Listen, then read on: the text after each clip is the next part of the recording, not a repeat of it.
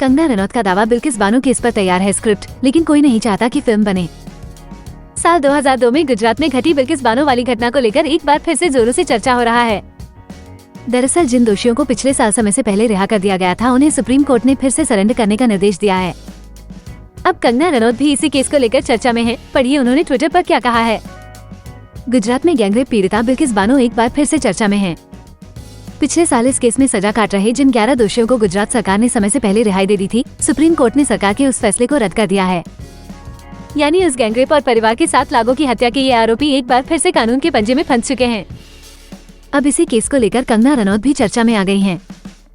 दरअसल कंगना ने social media पर पोस्ट कर हैरान करने वाली कुछ जानकारी दी है। डियर कंगना रनौत, महिला सशक्तिकरण के प्रति आपका जुनून बेहद उत्साहित करने वाला है। क्या आप एक सशक्त फिल्म के साथ बिल्किस बानो की कहानी सुनाने में इंटरेस्ट लेंगी? क्या आप ऐसा कर सकती हैं? शख्स ने सवाल उठाते हुए कंगना से कहा कि आप दिखा सकती हैं कि एक महिला के साथ गैंगरेप हुआ और परिवार के 6 अन्य लोगों के साथ उसकी छोटी बेटी की मौत हो गई। कैसे बिल्किस ने इसके लिए लड़ाई लड़ी? इसी पर कंगना ने अपनी बात कही है। कंगना ने बताया, कोई OTT प्लेटफॉर्म इसके लिए नहीं तैयार।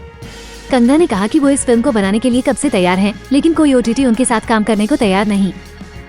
कंगना ने अपने इस ट्वीट में कई सारे OTT प्लेटफॉर्म को टैग करते हुए कहा है, मैं ये कहानी बनाना चाहती हूँ, मेरे पास स्क्रिप्ट तैयार है, मैंने उस पर 3 साल तक शोध भी किया है और काम किया है। और अन्य स्टूडियो ने मुझे लिखा कि उनके पास साफ गाइडलाइंस हैं कि वे तथाकथित राजनीति से प्रेरित फिल्में नहीं बनाते हैं। एक अन्य OTT प्लेटफॉर्म का नाम लेते हुए एक्ट्रेस ने बताया कि उस प्लेटफॉर्म ने कहा, हम कंगना के साथ काम नहीं करते क्योंकि वो बीजेपी का समर्थन करती हैं और एक OTT मर्ज के दौर से गुजर रहा है, मेरे पास क्या ऑप्शन है? बिल्किस बानो केस फिर से क्यों है चर्चा में? बता दें कि इस वक्त 21 साल पहले साल 2002 का बिल्किस बानो केस फिर से चर्चा में है।